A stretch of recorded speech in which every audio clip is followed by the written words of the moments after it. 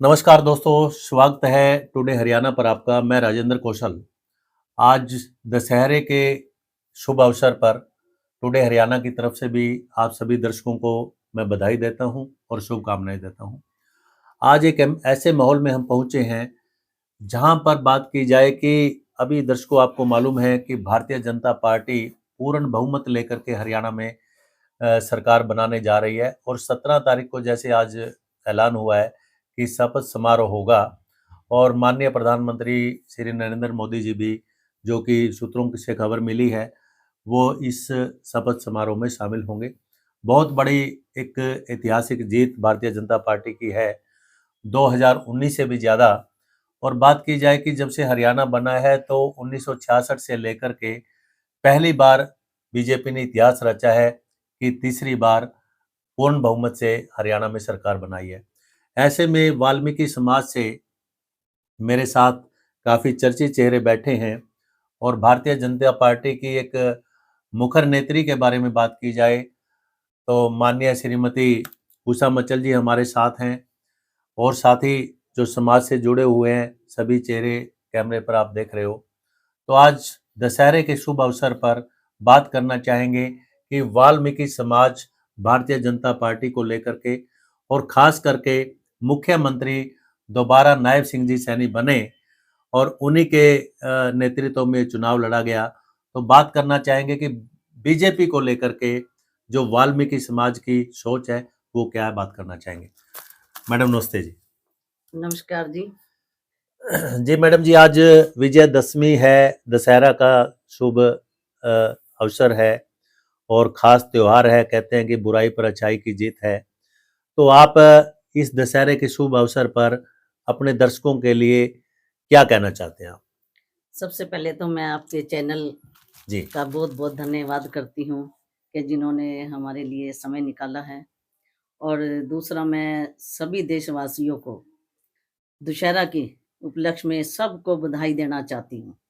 कि सबको बधाई हो। जी।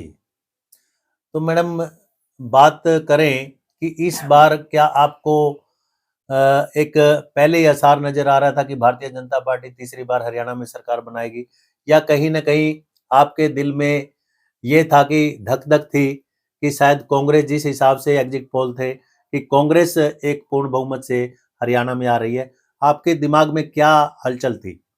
हमारे दिमाग में यही था कि पूरी बहुमत से बीजेपी सरकार बनेगी, क्योंकि हमारे मोदी जी है ना, उन्होंने इतने तो हाईवे बनाए हैं जी और इतना विकास किया है, जिसके अंदर विकास करने से ही जनता के अंदर इतना उत्साह था कि भी हम जो है वोट जो करेंगे मोदी जी की करेंगे, क्योंकि कमल का फूल जो खिलाना है, इसीलिए खिलाना है कि भी हमने समाज के लिए बहुत कुछ करना है।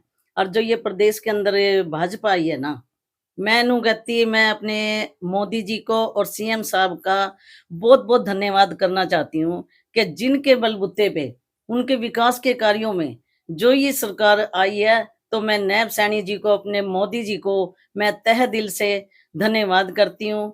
और जो हमारे समाज वाल्मीकि समाज है, डीएससी के प्रति जो इन्होंने रुझान दिखाया है, तो मैं इन सभी अपने समाज का भी मैं हाथ जोड़ के तहे दिल से उनका कोटि-कोटि नमन करना चाहती हूँ, उनका धन्यवाद करना चाहती हूँ कि जिन्होंने बड़े दिल के साथ डीएससी समाज का वोट दिया है और भाजपा को विजयी बनाया है। जी, उषा मचल जी आपसे बात करना चाहेंगे। एक शुभ अवसर है, त्योहार है, तो कांग्रेस ने बहुत जोर लगाया कि भई अगर मोदी जी आते हैं, बीजेपी आती है, तो बहुत कुछ दुष्प्रचार करने का प्रयास किया। लेकिन बीजेपी कहीं न कहीं उनके एक प्रचार को प्रभावित नहीं हुई। जो वोटर था, वो प्रभावित नहीं हुआ और भारी बहुमत से साइलेंट वोटर्स ने बीजेपी के लिए काम किया। तो इसके लिए आपकी सोच क्या है?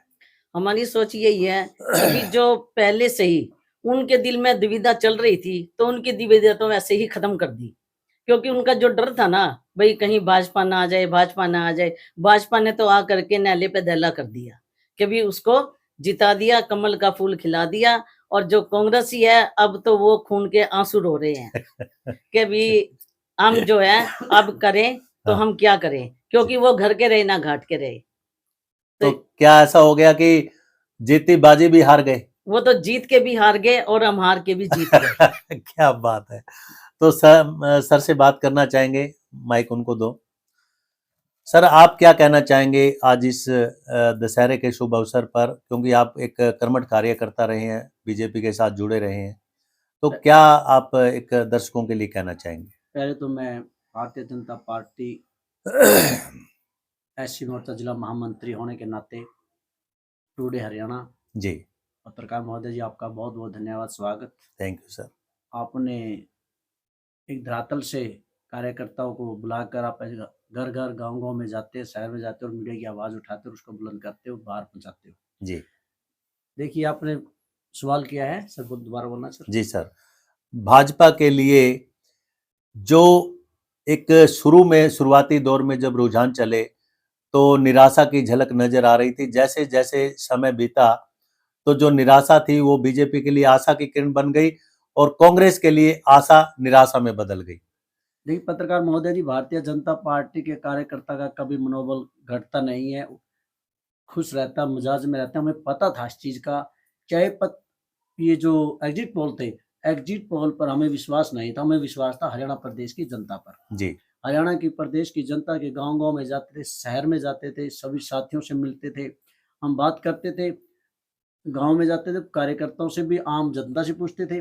वो कहते थे घबराने की जरूरत नहीं है, जो ये युवा साथी है, बिना खर्ची बिना पर्ची जो रोजगार मिला है, इसको सबसे ज्यादा वोट भारतीय जनता पार्टी को जाएगा। इससे हमारा चाहे किसान मजदूर है, चाहे गरीब आदमी था, माननीय नरेंद्र मोदी जी ने आयुष्मान कार्ड हो, चाहे फ्री इलाज हो, जी, ये बिल्कुल गरीब आदमी को, चाहे लॉकडाउन लगा हो उससे लेकर, चाहे कोरोना काल जैसी महामारी बीमारी हो उससे लेकर, गरीब आदमी को फ्री अनाज देने का काम किया। और जो सबसे बड़ी बात है आयुष्मान कार्ड। आयुष्मान कार्ड क्या था साथी, गरीब आदमी को बड़े बड़े हॉस्पिटलों में जब भी कोई दुख सुख आते रहते हैं, जी, ऑपरेट कराना पड़ता था, गरीब आदमी के पास पैसा नहीं होता था। लेकिन माननीय नरेंद्र मोदी जी ने आयुष्मान कार्ड लागू करके जिसे गरीब आदमी का फ्री इलाज 5 लाख तक का मुफ्त फ्री इलाज करने का काम किया। इससे भी ये नायब सैनी जी को और नरेंद्र मोदी जी को सर मैं आपसे सवाल करना चाहूंगा, क्योंकि आप एक मेन पद पर रहे हैं भारतीय जनता पार्टी में, महामंत्री का बहुत बड़ा एक पद होता है, और कहीं ना कहीं जिस तरीके से गांव के अंदर किसानों का की तरफ से विरोध था भारतीय जनता पार्टी का, और बीजेपी के प्रत्याशियों को कई जगह गांव में भी घुसने नहीं दिया गया, क्या आप लोगों के साथ भी कोई ऐसा वाकया बना? सर, जब गांव में गए ऐसी कोई नौबत नहीं आई। भारतीय जनता पार्टी के कार्यकर्ता एक ही बात कहते थे, हम आप किसके लिए वोट मांग ले, हम देश जिस नरेंद्र मोदी जी के लिए वोट मांगने आते हैं, जिन्होंने विश्व के अंदर अपना नाम का डंका, पूरे देश के अंदर, पूरे विश्व में भारत का डंका बजा हुआ है, तो उसके नाम पर हम आपसे वोट मांगने आए हैं। तो किसान भाई भी इससे बिल्कुल शांत हो जाते थे और वो कहते थे इस मामले तो हम भारतीय जनता पार्टी के सुप्रीमो नरेंद्र मोदी जी को ही वोट जाएगा। मैडम से बात करना चाहेंगे। तो मैडम, योगी बाबा की कई धुआंधार रैलियां हुई हैं हरियाणा के अंदर, तो आप कितना बड़ा योगदान योगी बाबा का, बुलडोजर बाबा का हरियाणा में मानते हैं? हम तो उनका इतना मानते हैं जी कि भी ऐसा जो है मोदी बाबा, योगी बाबा, योगी बाबा, मैं मोदी को भी बाबा ही बोलते हैं। बिल्कुल जी, जी, मैं तो नु कहती हूँ कि भी उसके दर्शन होना भी हमारे लिए बड़ी शुभ घड़ी की बात होती है। कि भी जिन्होंने ऐसे ऐसे जो उनसे ये कहते थे कि हमारे जैसा कोई ऐसा है ही नहीं ना, लेकिन उनको भी उन्होंने ठिकाने लगा दिया। और जहाँ कहते थे भी यहाँ लड़की कोई अकेली जा नहीं सकती, वहां रात को 12 बजे भी लड़की अकेली जा रही है। क्या योगी बाबा का डंका बजा है? उसका डंका क्या, उसका तो पूरा बुलडोजर चलता है जी। मैडम, मैं ये पूछना चाहूंगा, कुछ जो विधानसभा क्षेत्र रहे, जैसे मैं आपके लगते नरवाना की बात करूं, नरवाना में कभी कमल नहीं खिला और यहां तक भी नहीं लग रहा था कि इस बार भी कमल खिलेगा, पर कृष्ण बेदी के नेतृत्व में नरवाना से हरियाणा के इतिहास में पहली बार बीजेपी ने कमल खिलाने का काम किया। तो क्या कहना चाहेंगे ऐसे एक कृष्ण बेदी के लिए?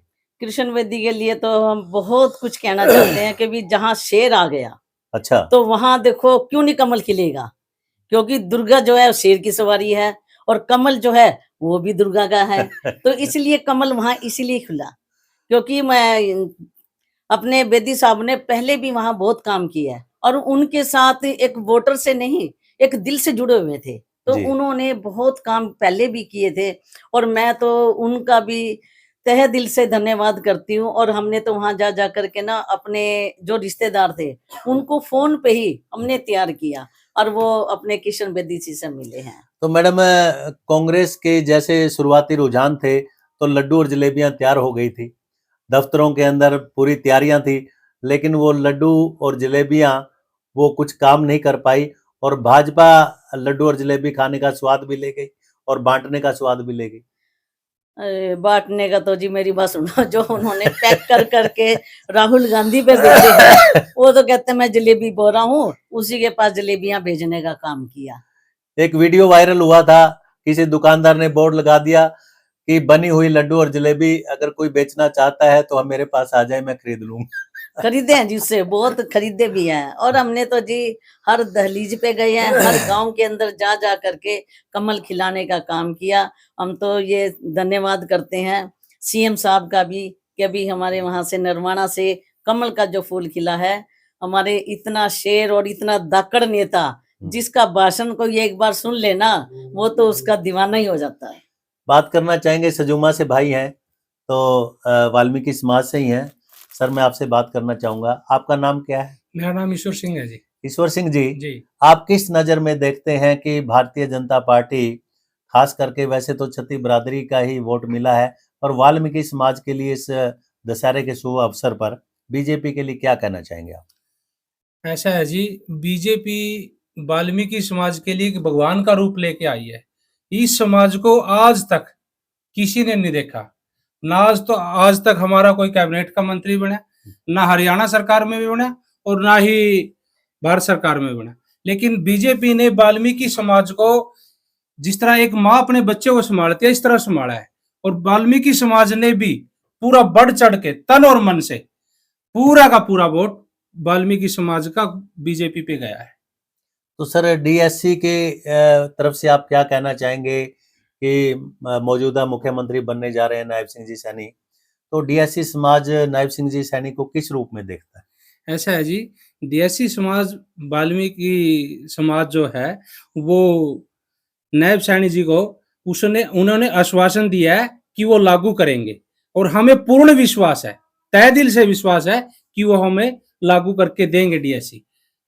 आपको लगता है कि नायब सिंह जी सैनी अपने वादों पर खरा उतरेंगे? बिल्कुल खरा उतरेंगे जी। उन्होंने कहा था कि मैं ज्वाइनिंग 25,000 ज्वाइनिंग तब दूंगा जब मैं शपथ लूंगा, और अब उन्होंने वो प्रक्रिया चालू भी कर दी है जी। हमें पूर्ण विश्वास है कि 17 तारीख से पहले पहले जो उन्होंने वादा किया था कि मैं 25,000 नौकरियां दूंगा, वो 25,000 की ज्वाइनिंग करा के ही शपथ लेंगे। वो अपने वादे पे नहीं मुकरते, वो तहे दिल से पूरा का पूरा जिसको आश्वासन देते हैं वो आश्वासन पूरा करते हैं, और हम तहे दिल से पूरा वाल्मीकि समाज बीजेपी के साथ है। जी, बहुत बहुत धन्यवाद आपका। मेरे साथ बुजुर्ग हैं, उनसे मैं थोड़ा पूछना चाहूंगा।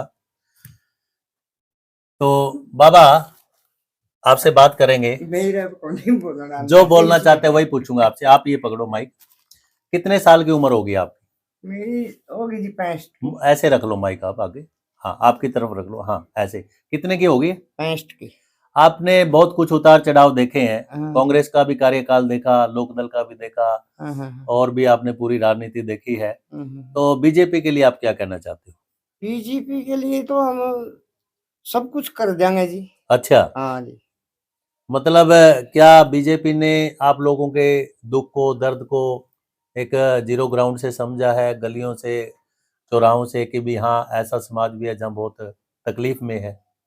बीजेपी ने हमारी तकलीफ कब बेरा जी, और ईमान ने वोट भी बीजेपी के फुल दिए हैं जी। अच्छा, हाँ जी। तो मोदी जी के लिए क्या कहना चाहते हो? मोदी जी के लिए तो हाथ जोड़कर नमस्ते करना चाहते हैं जी हम। वेरी गुड, बहुत बड़ी बात है। तो भाई साहब आप कुछ कहना चाहेंगे? आप युवा हैं, बोलिए, लो माइक। क्या कहना चाहेंगे आप वाल्मीकि समाज की तरफ से आज इस खास मौके पर, दशहरे के शुभ अवसर पर क्या बोलना चाहेंगे आप? पहले तो आपका टुडे हरियाणा का जी। नमस्कार। जी। बस हम तो एक ही बात कहना चाहते हैं जी, जी जो डीएससी समाज के लिए और डीएससी समाज के लिए व जी जो हमारे साथी थे, हमारा समाज था, क्षत्रिय बिरादरी थी, उन्होंने बढ़ चढ़कर हमारे भाजपा के साथ जो साथ दिया, इसके लिए उनके लिए बहुत-बहुत धन्यवाद। आप युवा हैं, क्या सोच रखते हैं कि जो मौजूदा सरकार है वो आप जैसे युवाओं के लिए क्या कदम उठाए जिससे बीजेपी एक युवा के दिलों में राज करने में सफल हो? ऐसा जी, भाजपा सरकार के लिए सिर्फ़ एक ही है, हुँ, युवा साथियों के लिए कि उनके लिए रोज़गार। जी, जो पढ़े लिखे बच्चे हैं ना, भाई ताकि वो पढ़ लिख कर कुछ न कुछ अपना काम करें और उसके साथ भाजपा सरकार खरी उतरे। कौशल रोजगार को आप किस रूप में देखते हैं? क्या युवाओं के लिए एक अच्छा रोजगार का साधन जो सरकार ने बनाया है, क्या या इसमें कोई बदलाव होना चाहिए? नहीं, कौशल रोज़गार भी एक अच्छा बहुत ही अच्छा ये साधन है ये भी काम का जी, और उनके लिए भी एक ऐसा है कि ब बच्चे को रोज़गार के लिए अपना इधर-उधर से अच्छा है कि वे अपना कुछ न कुछ काम कर सकें। जी।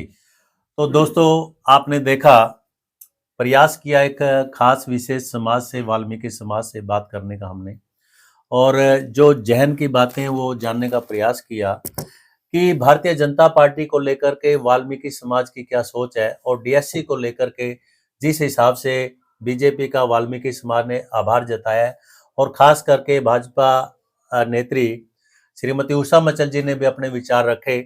दोस्तों ये सोच कहीं ना कहीं भाजपा के प्रति अटूट विश्वास की और एक नायब सिंह जी सैनी के नेतृत्व में एक बढ़ते हुए अच्छे प्रयासों की सोच का परिणाम है कि पूरा समाज उनको तहे दिल से धन्यवाद करता है, शुक्रिया अदा करता है और खास मौके पर कहते हैं कि एक बुराई पर अच्छाई की जीत के दिन आज वाल्मीकि समाज ने बहुत बड़ा एक स्नेह और प्यार भाजपा के लिए बरसाया है। तो आपको कैसा लगा आप कमेंट करके जरूर बताइएगा। बने रहिए राजेंद्र कौशल के साथ। जय हिंद।